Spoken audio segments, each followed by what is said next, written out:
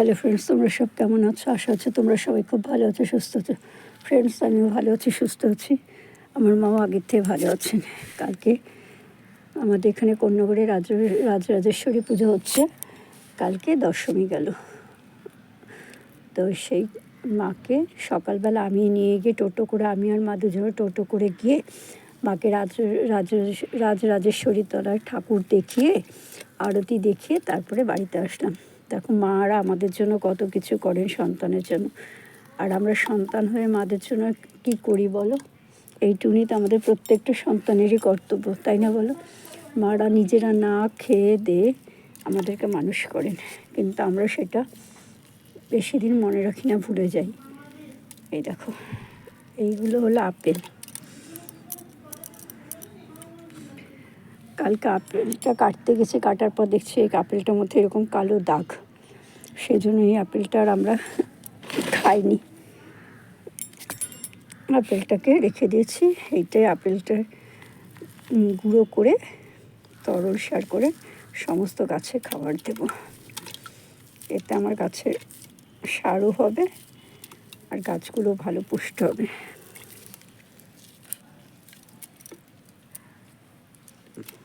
কলার খোসা, এই শীতের জন্য কলা খাওয়া খুব একটা হচ্ছে না। এই আলুগুলোতে কীরকম সাইডে কালো কালো দাগ, এই যে সেই জন্য আলুগুলো করে দিয়েছি।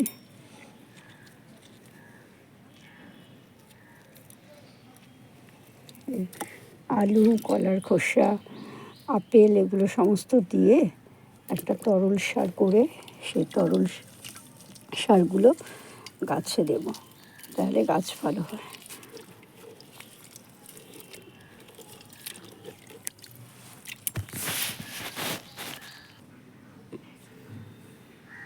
আর এই দেখো, এখানেও কিছু আপেল কুড়ে রেখে দিয়েছিলাম কয়েক মাস আগে।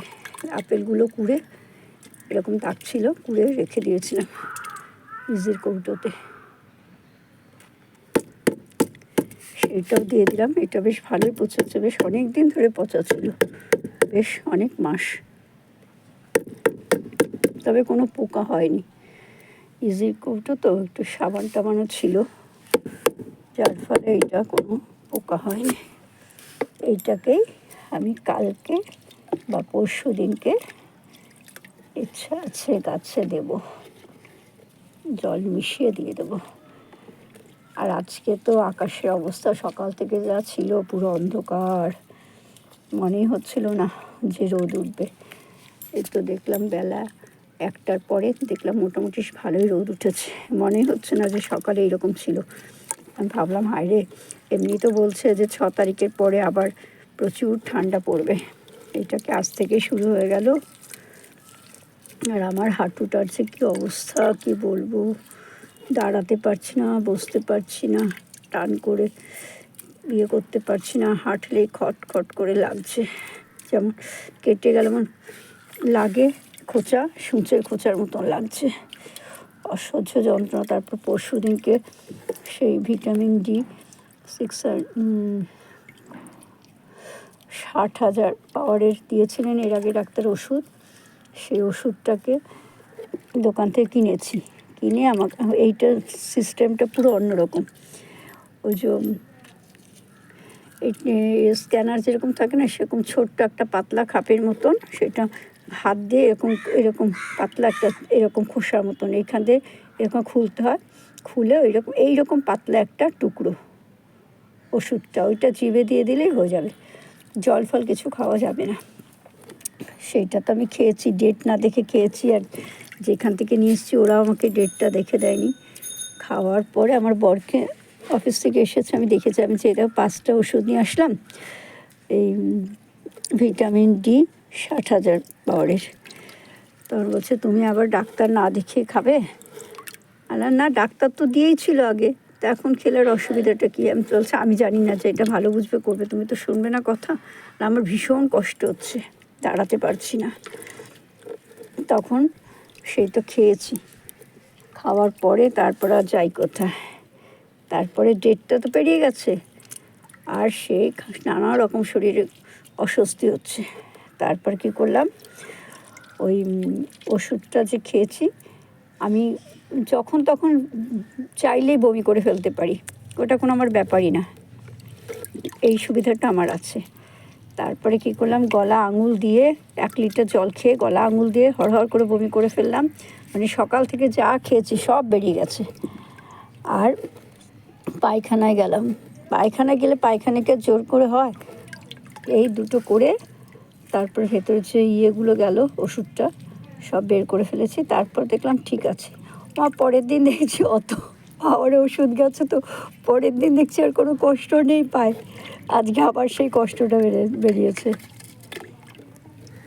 এই দেখো আমাদের বাড়ির চৌবাচ্চার উপরে কত মুকুল হয়েছে, এবারে পুরো গাছ পুরো ভরে গেছে। এত মুকুল যদি থাকে না তাহলে প্রচুর আম হবে, ভাবা যায় না কত আম। কিন্তু একটা ঝড় বৃষ্টি হলেই সমস্ত ঝরে পড়ে যাবে।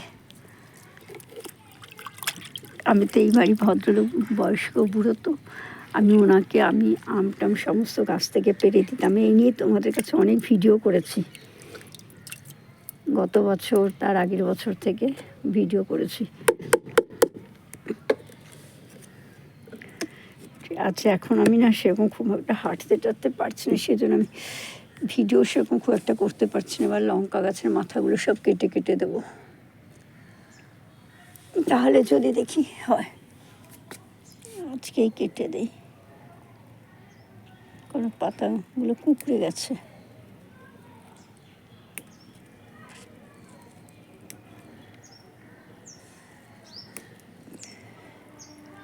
এর মধ্যেই দিয়ে দিলাম।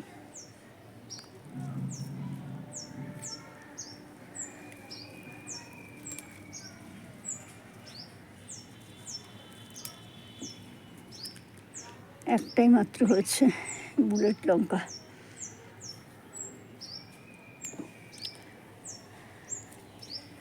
এইখানে এটা হলো ক্যাপসিকাম গাছ গো, পাতাগুলো সব কুঁকড়ে গেছে,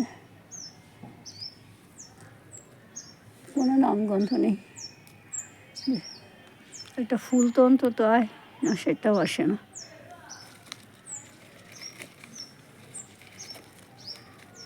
গাছগুলোও দিয়ে দেয় এর মধ্যে। আর এখানে কালকে ক্যাপসিকামের বীজ পুঁতেছি, দেখা যাক কী হয় এই জায়গাটাতে। ঠিক আছে ফ্রেন্ডস, আমার এই ভিডিওটা তোমাদের কেমন লাগলো অবশ্যই কমেন্ট করে জানিও। যদি ভালো লাগে তাহলে অবশ্যই লাইক করো, শেয়ার করো, সাবস্ক্রাইব করো, আর পাশে থাকা আইকন বেলটা বাজিয়ে দাও। দেখা একটা জিনিস তোমাদের দেখানো হয়, এই দেখো আমার মটর শাক গাছগুলোতে ফুল এসেছে। এবার মটর হতে পারে। এখানে দেখো ছোলা গাছেও হয়েছে, ছোলা গাছে তো অনেক ছোলার শাক তুলেও ফেলেছি। আর দেখো তখন থোকায় থোকায় টমেটো হয়েছে।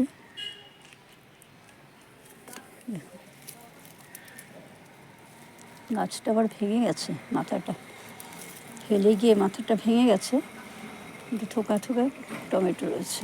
যাক, এটা বেঁধে দিলেও থাকছে না, যতবারই বেঁধে দেওয়া হচ্ছে ততবারই পড়ে যাচ্ছে। এখানেও দেখো। ঠিক আছে ফ্রেন্ডস, এখানেই রাখছি। তোমরা সবাই খুব ভালো থেকো, সুস্থ থেকো, আনন্দ থেকো।